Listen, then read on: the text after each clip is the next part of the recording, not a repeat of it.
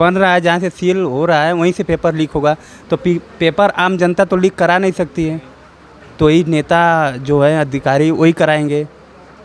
तो आम जनता के पास भी तो पेपर जो है पहुंच जाते हैं। कैसे? आजकल डिजिटल इंडिया है, टेलीग्राम पे डाल दिए, ग्रुप में डाल दिए, एक ग्रुप, एक में 1000 हैं, 2000 हैं, चला जाता है सब में पेपर। यानी उन सबके पास जो है वो पेपर पहुंच गए जी। तो कहना यही है कि मतलब अगर सरकार चाहेगी तो पेपर लीक नहीं हो सकता है। अच्छा। हाँ, सरकार अधिकारी चाहेंगे तो पेपर लीक नहीं हो सकता है, क्योंकि जब भी पेपर लीक होगा तो वहीं से हो सकता है। यानी आप आरोप लगा रहे हो उत्तर प्रदेश गवर्नमेंट के ऊपर, यानी आप जो है सीएम योगी आदित्यनाथ पे जो आरोप लगा रहे हो? वो तो लीक नहीं कराएंगे, जो मतलब उसमें जो कार्यकर्ता हैं, जो अधिकारी हैं, आदित्यनाथ, तो वो तो पेपर जाकर बनाएंगे नहीं, वो तो अपना पास कर दिए, जो अधिकारी हैं वो लीक कराते हैं पेपर। उनके सिस्टम हाँ। के अधीन वो लोग जो है हाँ, ऐसा हाँ। कर रहे हैं। तो अभी री एग्ज़ाम का प्रिपरेशन कैसा चल रहा है? री एग्ज़ाम का वही, अब देखिए, बोल रहे थे जुलाई में होगा, कोई बोल रहा है अगस्त में होगा, अब डेट तो आएगा। अभी तो कह रहे थे कि का साल की संविदा पे होने वाली है, संविदा पे। वही पूछना चाहते थे, क्या है वो चीज़? आप पढ़े वो नोटिफिकेशन? पढ़े क्या था? नहीं, वो मतलब वो फेक आया था, वो मतलब गलती से आ गया था। वो फेक नहीं आया था, वो डीजीपी ने बोला कि ये जो है ये इंटरनल था, वो गलती से जारी हो गया। वही मतलब गलती से जारी हो गया, तो यानी आप बोल सकते हो कि खतरा मंडरा रहा था। हाँ। उसके बारे में तो क्या इफेक्ट पड़ा, जैसे कुछ बताओ आप लोग। इफेक्ट पड़ा कि जैसे अग्निवीर मतलब 4 साल होने वाली थी, इसको भी अगर संविदा पर कर दिए होते तो फिर अभी कल का न्यूज आया है कि अग्निवीर 4 साल से 7 साल होने वाली है। ये तो लग रहा है कि जैसे कि कोई मार्केट का मतलब प्रोडक्ट सेल हो रही है, कि सरकार आ रही है तो कभी 4 साल, कभी 7 साल, कभी 16 साल। ये स्टेबिलिटी नहीं है, तो इसके पीछे किसका रीज़न? सरकार जैसे सरकार जिसकी बन रही है वो अपना बढ़ाते चल रहा है, कम कर रहा है जिसकी जैसी योजना चल रही है। गवर्नमेंट तो 2014 से लगातार चलते आ रहे हैं, तो सरकार तो फिलहाल फिक्स है। अभी ये तो जो है 2024 से भी जो है 5 साल कार्यकाल बढ़ गई, तो सरकार तो फिक्स है ना, तो चेंजिंग फिर कहाँ हो रही है?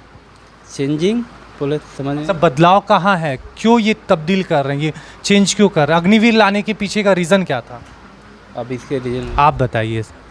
हाँ, अग्निवीर फिर लाने के पीछे का रीज़न क्या रहा होगा आपके हिसाब से? वीर लाने का विचार, सबसे पहले हमारा महत्वपूर्ण ये बात है कि अग्निवीर लाने का उनका विचार ये है, क्योंकि जैसे क्या है कि जैसे कनाडा हुआ, यूएसए हुआ, उसमें जो हम लोगों के यहाँ मिलता है मुझे पेंशन, वहाँ पे पेंशन नहीं मिलता है, तो उसी को देख करके हमारा डेवलपमेंट इंडिया कर रहा है। लेकिन वहाँ पे यहाँ पे संभव नहीं हो सकता है ना, क्योंकि वो बहुत विकसित देश है, वो सब विकसित देश है, वहाँ पे जो है कि डेवलपमेंट इंडस्ट्री है, हमारे यहाँ इंडस्ट्री उतनी नहीं है, हम लोग नहीं डेवलपमेंट कर सकते हैं कि 4 साल में आप किसी बंदे को लाइए, 22 साल में एक बंदे को ट्रेनिंग कराने के लिए कम से कम 5 से 7 लाख रुपया खर्च आता है शहर का, एक बंदे को बनाने के लिए। तो सरकार वो सोचती है कि मतलब हम, लेकिन 4 साल में जिस बंदे को आप ट्रेन कर दे रहे हैं, अगर वो घर आएगा, अगर मान लीजिए किसी के अनुसार, मान लीजिए उसके किसी कंपनी में जॉब नहीं मिला, कहीं पे फैक्ट्री में कम जॉब नहीं मिला, तो उसका क्या रीज़न होगा कि वो किसी न किसी अत्याचार के रूप में पकड़ेगा, श्योर की पकड़ेगा, क्योंकि वो ट्रेंड है,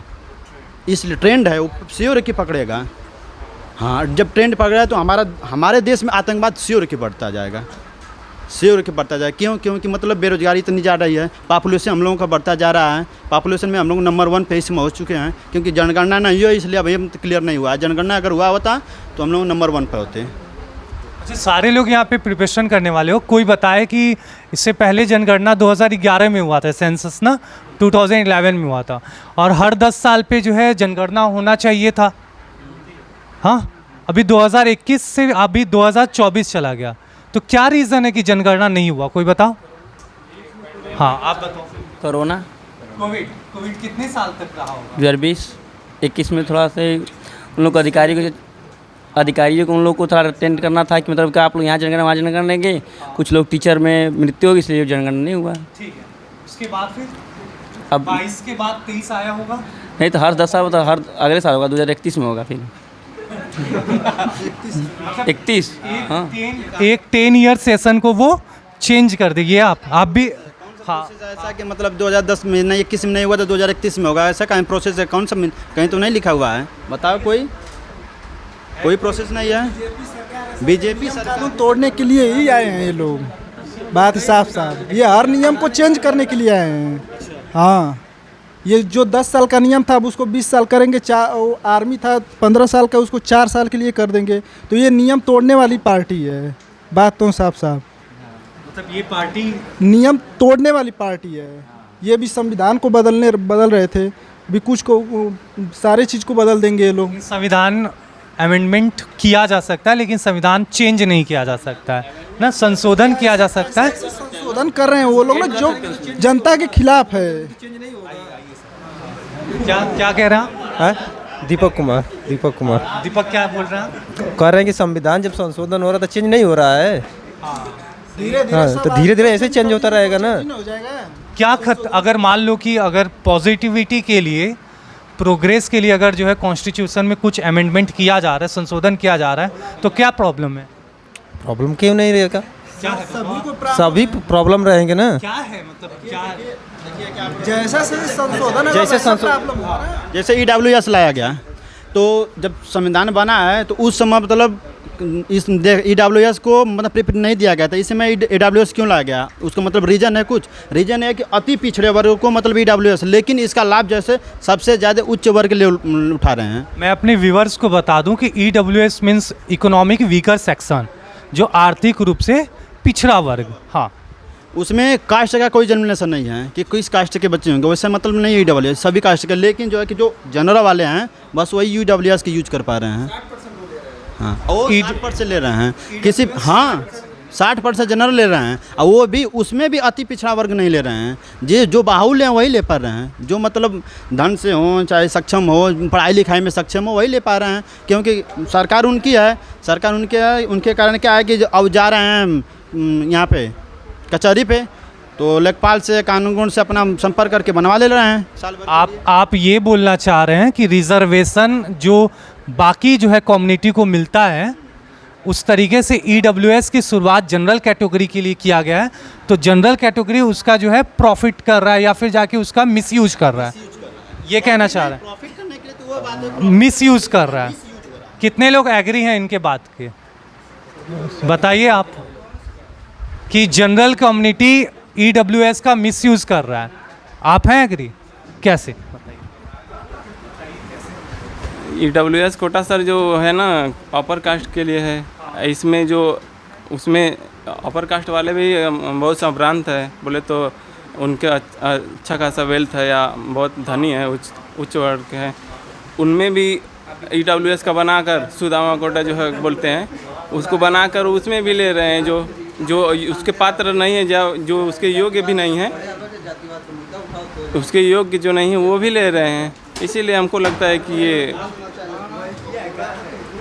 सही नहीं है। लग रहा है कि EWS सही नहीं, कुछ हद तक सही है, कुछ हद तक नहीं सही है। नहीं क्लियर कर। अब बात करते हैं अनएम्प्लॉयमेंट्स पे, ठीक है?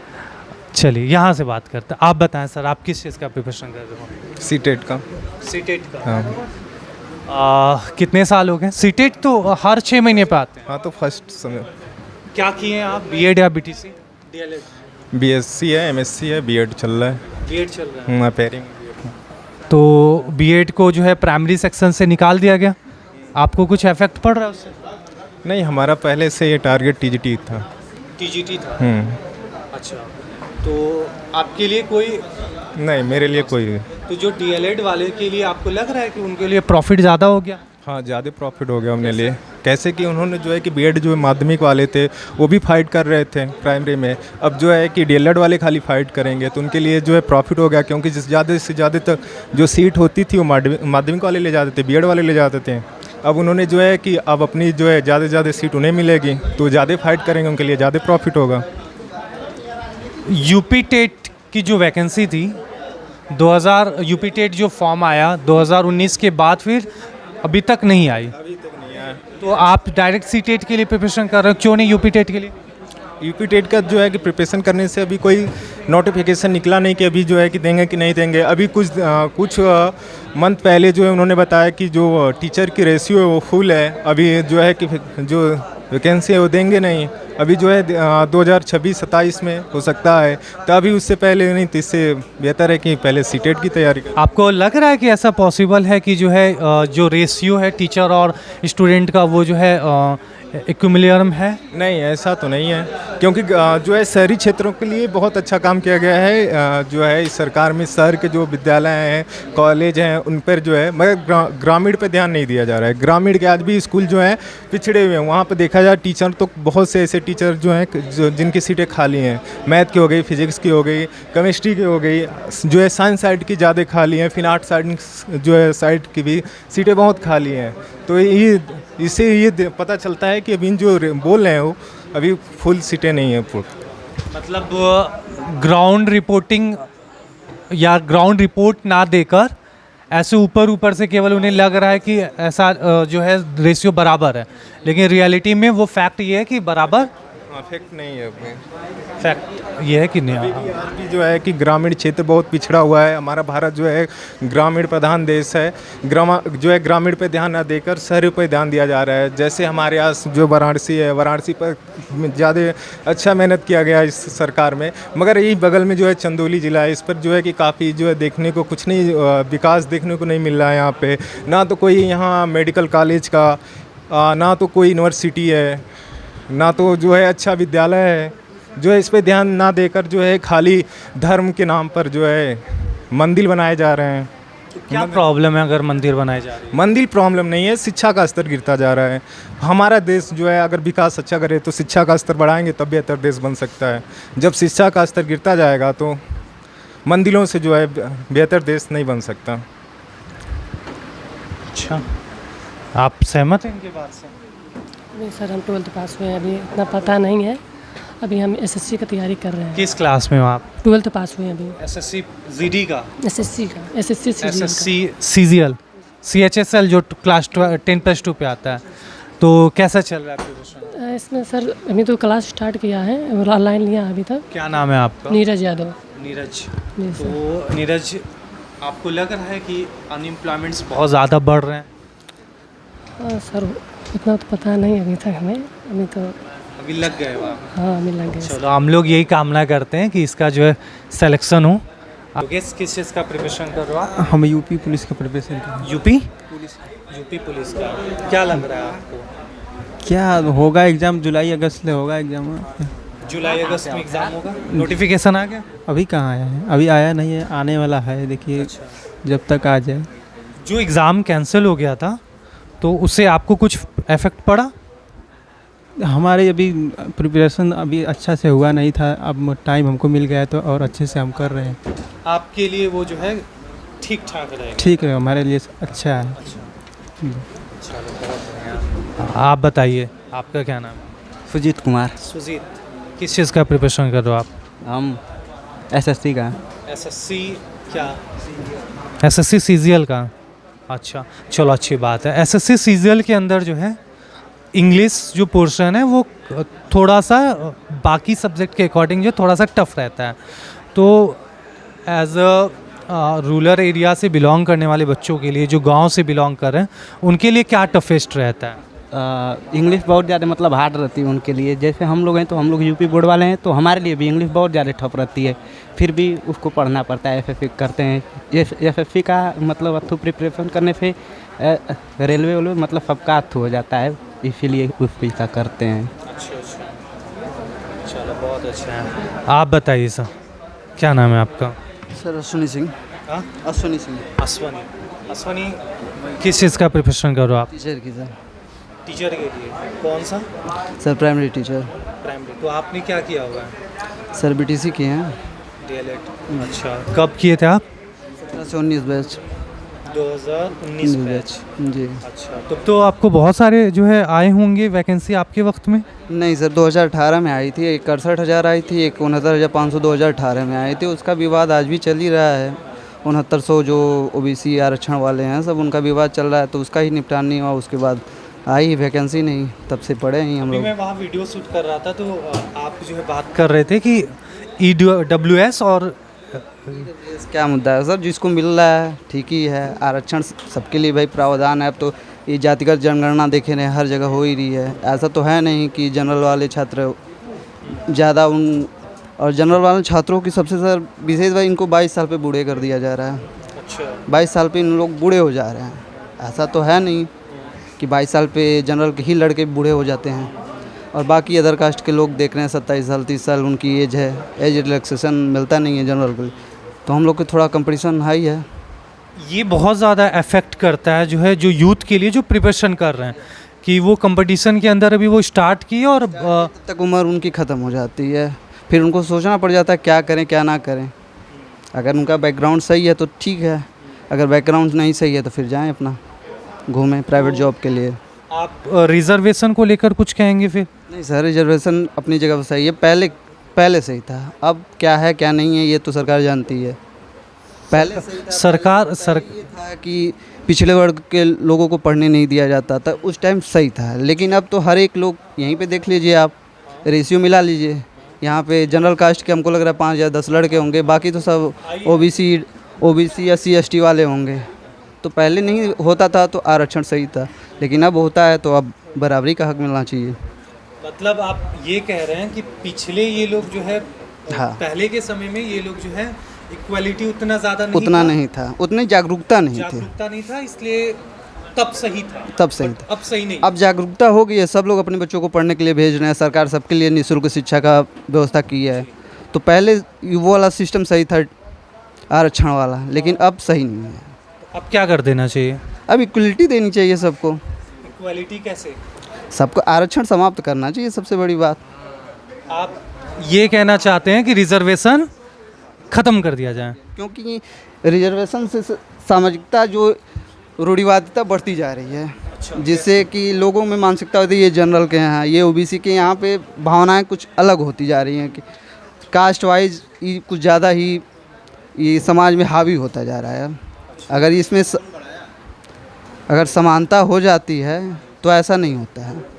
अगर इक्वालिटी समानता हो जाता लोगों के बीच में, यानी कि धर्म जातियों के बीच में अगर जो है समानता हो जाता तो इस तरीके की चीज़ें नहीं देखने को मिलती। क्यों नहीं देखने को मिलती?